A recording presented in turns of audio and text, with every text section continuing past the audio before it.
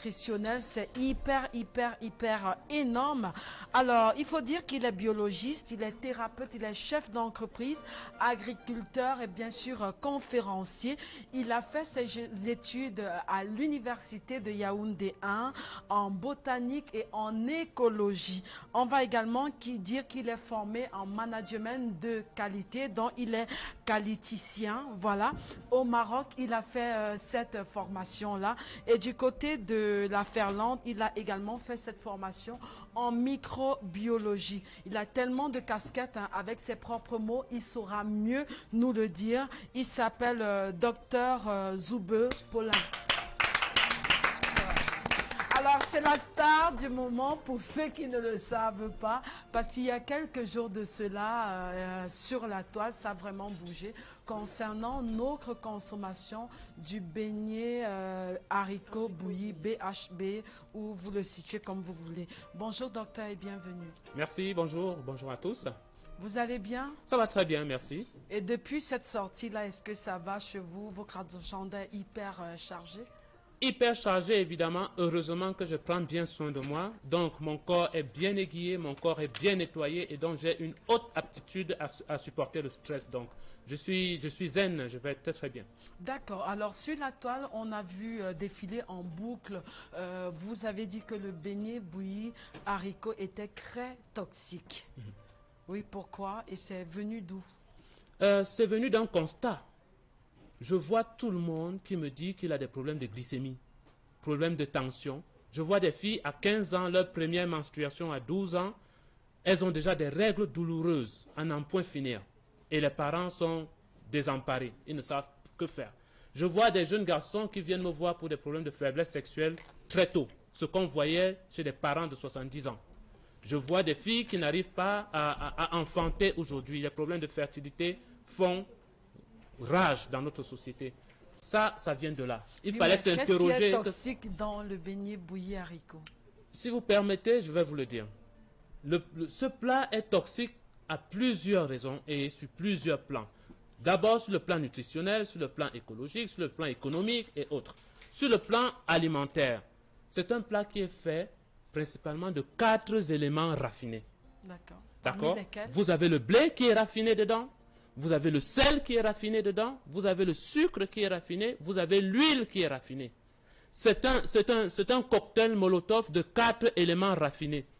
Ça veut dire quoi des éléments raffinés? Ça veut dire que au niveau industriel, on a enlevé les nutriments dans ces aliments, on a enlevé ce qui pouvait soigner l'être humain et on a laissé que les déchets, le reste qui ne peut pas aider. C'est pourquoi quand vous mangez des éléments raffinés, le corps est obligé d'aller puiser dans ses réserves pour compléter ces éléments qu'on a ajoutés. Et comme ça, au fur et à mesure, vous devenez fatigué, vous vieillissez, hein, parce que votre corps épuise ses réserves pour compléter ce que l'aliment raffiné n'a pas pu vous apporter. Donc déjà, au niveau de la définition de ces éléments-là, ce plat est toxique. Maintenant, ensuite, leur combinaison ensemble, un élément toxique seul, il est dangereux. 4 éléments toxiques mis ensemble, c'est une bombe. Dangereux, oui. En plus, c'est un plat qui est principalement constitué de friture. On frit le beignet, on frit le haricot. Peu importe la qualité de l'huile que vous utilisez, vous atteignez des températures allant de 150 à 200 degrés dans la cuisson de cet aliment. Et vous savez qu'on a appris à l'école primaire, les vitamines sont thermolabiles. Qu'est-ce que ça signifie? Ça veut dire que les vitamines sont détruites par la température. Dès que vous atteignez 40 degrés, les vitamines commencent à disparaître et à se dénaturer. Mais docteur, pourquoi vous avez attendu autant d'années pour le révéler? Chaque chose a son temps. Hein? Chaque chose a son temps. Et puis il y a aussi le temps de maturation du savoir. Hein? Je voudrais revenir, s'il vous plaît, docteur, sur l'aspect toxique du beignet haricot. C'est vrai qu'il y a plusieurs internautes qui ont relevé quand même qu'on a vu des sommités, hein, au Cameroun qui ont mangé et consommé les beignets haricots sans que leur santé ne soit un peu dégradée. Alors, moi, je veux savoir, est-ce que c'est la consommation répétée des beignets haricots qui pose un problème ou bien c'est simplement le fait de prendre un plat en passant de beignets haricots rendrait déjà notre santé toxique? C'est une bonne question et je tiens à clarifier ça à jamais, hein, pour tout le monde. Vous savez, en matière de toxicité, il y a une notion de bioaccumulation. Ça veut dire que les toxines s'accumulent dans des organismes vivants dans le temps. Et il y a une toxicité immédiate et il y a une toxicité sur le moyen et le long terme. Prenons l'exemple de la cigarette. Ce n'est pas au bout d'un seul bâton de cigarette que vous allez tomber raide mort. Non. Ça veut pas dire que la cigarette n'est pas toxique. Donc c'est après plusieurs bâtons et plusieurs années que vous finissez avec un cancer du poumon, par exemple. Faire cette sortie-là, faire cette sortie maintenant qui crée un énorme buzz, c'est à quoi bon? Quel est le message qu'on veut passer? Est-ce qu'on veut dire qu'on doit arrêter de consommer les beignets haricots ou bien de consommer moyennement? En tout cas, quel est le message réel caché derrière votre récente sortie sur la toxification des beignets haricots? Le scientifique se moque de vos émotions. Oui. Les faits sont clairs. On donne des faits et c'est à chacun de savoir ce qu'il va en faire.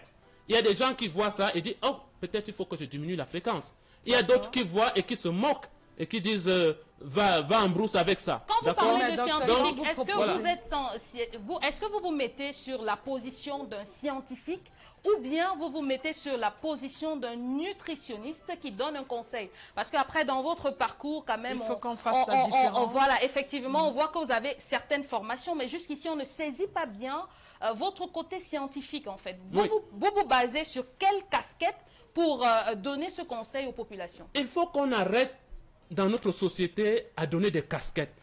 Il faut qu'on juge les faits tels qu'ils sont, sans tenir compte des casquettes ni des jugements de valeur. Ma casquette n'a aucune importance réelle, mais c'est de dire, est-ce qu'il y a du sens dans ce qu'il dit?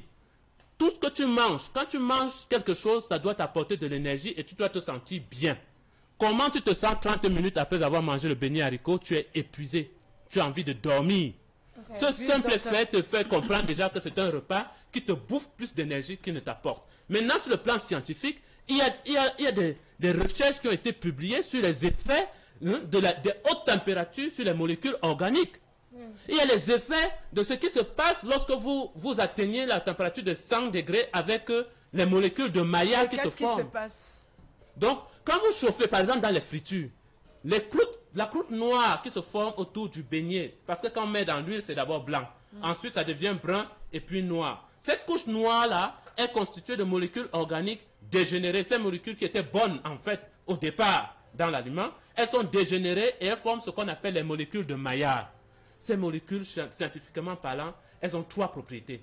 Cancérigènes, mutagènes et reprotoxiques. Qu'est-ce que ça signifie pour vos auditeurs? On veut savoir. Cancérigène, ça veut dire que ça favorise la formation des cancers. Reprotoxique, ça veut dire que ça perturbe la reproduction humaine. D'accord. Et mutagène, ça veut dire que ça mute vos gènes. C'est-à-dire que ça traverse les cellules, traverse le noyau et font des changements au niveau de votre ADN. Ce qui fait que vous pouvez avoir des conséquences extrêmement variées et graves, même sur des descendances et les générations à venir. D'accord, vous avez cité le cancer. Mais docteur, on veut savoir, comme beignet bouilli haricot est créé, comme c'est hyper dangereux, qu'est-ce que vous proposez pour pallier à cela? Est-ce que vous demandez aux Camerounais de modérer ou alors de changer carrément de plat comme petit déjeuner le matin? À chacun, je voudrais bien, je reprécise encore, je ne suis pas là pour dire à quelqu'un de ne plus consommer le beignet haricot. D'accord. Je ne suis pas non plus là pour dire à quelqu'un d'en consommer. L'information est là. Maintenant, si quelqu'un me dit, ok, qu'est-ce que je peux faire? Est-ce que le fait de manger ça moins m'aide? Je dis oui, évidemment. Si tu t'exposes moins à une toxicité, tu n'es pas comme quelqu'un qui s'expose quotidiennement. Pour telle chose, voilà. On propose également d'un côté. Pardon? Quand on dit ceci est dangereux, on propose également. C'est vrai qu'on before you even get to noticing that this thing is dangerous, you must have seen a consequence before you start getting into research. What I want to know is what pushed you into researching about puff puff and beans, because you must have seen people going down for it. Like, do you have some cases of people who have deteriorated in their health because of this particular meal?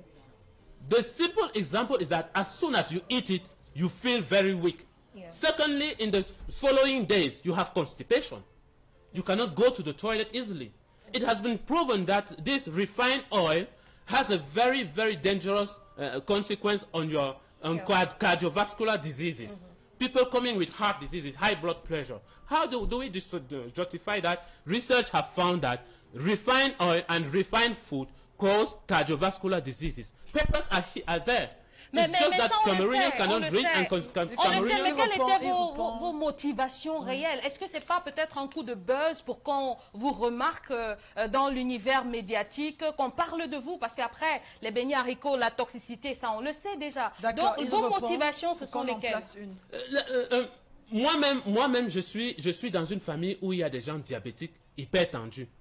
Donc ce message est pour eux. Je ne peux pas vivre en paix avec des gens autour de moi qui vivent malades. Je ne peux pas vivre en paix et me fermer ma bouche sur des vérités que je connais quand je sais que l'espérance de vie en Afrique est en train de péricliter. Tout le monde sait que l'espérance de vie dans notre pays n'est plus l'espérance de vie de nos parents. Et c'est dû C'est à causé par la les C'est beignets entre haricots. autres ça, il faut interroger notre hygiène de vie. Nous devons nous asseoir et nous dire pourquoi nous vivons moins longtemps que nos parents. Et dans ça, il faut interroger nos habitudes de vie, nos alimentations. C'est quoi la différence, Toutes docteur? les cultures sont évolutives. S'empêcher d'évoluer, on stagne et dans le monde qui mute, mais on régresse. D'accord. Voilà. Et c'est quoi la différence entre un biologiste et un nutritionniste? Déjà, moi, je ne sais pas ce que les nutritionnistes font. Mais les nutritionnistes ne font pas de la recherche. OK? Les nutritionnistes Mais ne est-ce font que pas c'est la... pas Le eux qui sont biologiste mieux est au placés labo. pour Vous parler de la nutrition au quotidien? Pardon? C'est pas eux qui sont mieux placés pour parler également du volet nutritionnel au quotidien? C'est ce qui se passe. Et ça, c'est une question juste de législation. D'accord? C'est un peu comme si on dit, est-ce qu'un pharmacien est apte à prescrire? C'est juste une question de législation. Ce que je vous dis là en termes de qualité nutritionnelle, vous-même vous sentez ça en vous. C'est du bon sens. Et Maintenant, comment se passe le voilà. processus de la digestion si on doit toujours parler du beignet bouilli haricot? Très bien. Comment se passe même? En fait, c'est ça même la question. Quand je mange quelque chose, qu'est-ce qui se passe? Qu'est-ce que ça devient dans le corps? Quand vous mangez, toutes choses que vous mangez, ça arrive d'abord à l'estomac. Ensuite, ça parcourt environ 7 mètres dans les intestins. Et une farine ou bien la pâte de beignet, par exemple, quand ça arrive dans les intestins, ça doit traverser la barrière intestinale pour rejoindre le sang et aller nourrir les cellules. Toute chose qui n'arrive pas à traverser la barrière intestinale devient toxique parce que ça stagne comme des poubelles dans le ventre. Vous avez le ventre qui gonfle, vous avez des gaz, vous avez des gaz comme un dragon et qui ont des odeurs de putois. Vous voyez? Oui. Donc, la qualité des gaz qui sort de vous est déjà un paramètre pour savoir si ce que vous avez mangé est bon pour vous ou pas. Si vous avez des mauvais gaz, ça veut dire que ce que vous avez mangé n'est pas bon. OK? Maintenant, ces choses ce que vous mangez doit être constitué de molécules simples. Ces molécules simples diffusent à travers la paroi de l'intestin sans autre transformation. Et ces molécules simples se trouvent dans des aliments simples. Les fruits, par exemple. Les légumes, par exemple. Ce sont des molécules simples. Maintenant, ce que vous mangez doit nourrir, ça c'est essentiel. Ce que vous mangez doit nourrir les probiotiques dans vos intestins.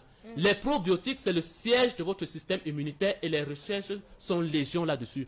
Le beignet bourri à haricots ne nourrit pas vos probiotiques, ça extermine vos probiotiques. Ces farines complexes collent à vos intestins, vous tirez les intestins à l'extérieur, vous avez des hémorroïdes externes et internes et ça fait que avec ça, il y a des produits qui traversent la paroi intestinale et contaminent votre sang. On dit que vous avez le sang lourd. C'est la santé Voilà. en gros, en D'accord. résumé. Monsieur, la question est qu'il nous démontre en quoi les aliments beignets bouillis haricots associés sont toxiques. Le fait de l'huile noire ou reconduction par ces vendeuses-là est connu et décrié par tout le monde, mais dans certains ménages, il y a des femmes qui le font, ce qui est très déplorable. En fait, il a réussi à nous expliquer ce que c'est.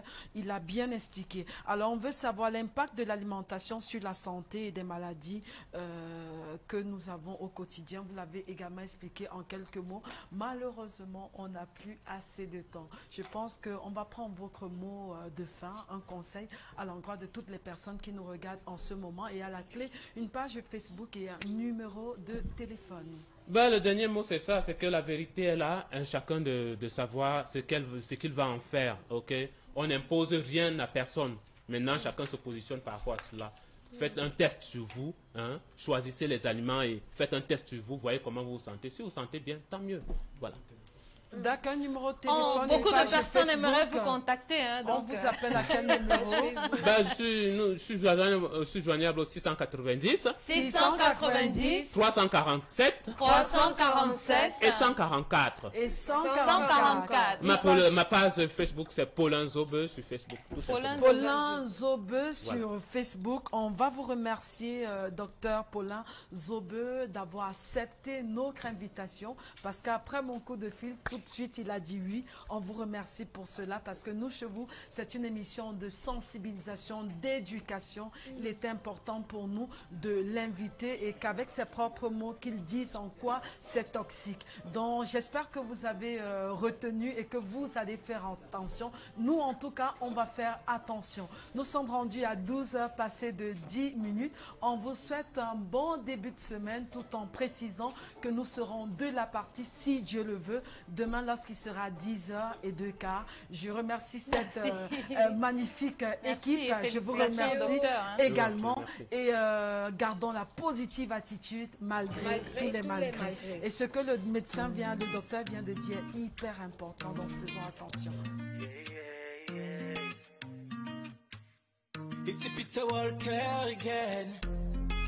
Didier, les cocos, vous aimez Yamo, que le Yamo, c'est les dos. Si je veux te draguer, si